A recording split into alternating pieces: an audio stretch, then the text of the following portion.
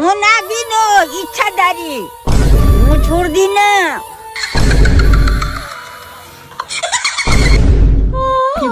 मेरे दुश्मनों को नहीं छोड़ेंगे जहाँ जहाँ भेजो डसेंगे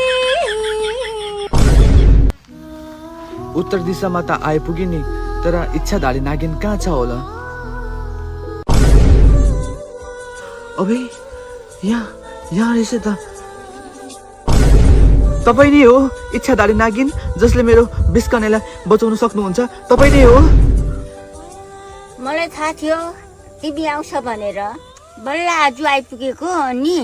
तिमीलाई मैले पर्खेको 100 वर्षदेखि किन होला तपाईले मलाई 100 वर्षदेखि पर्खिराख्नु भएको तिम्रो नागिन कोमामा गएको छ हैन प्लिज छिटो मलाई के उपाय बताइदिनुहोस् न मलाई मेरो बिस्कनेलाई बचाउनु छ प्लिज छिटो न तिम्रो नागिनलाई म कोमाबाट निकाल्न सक्छु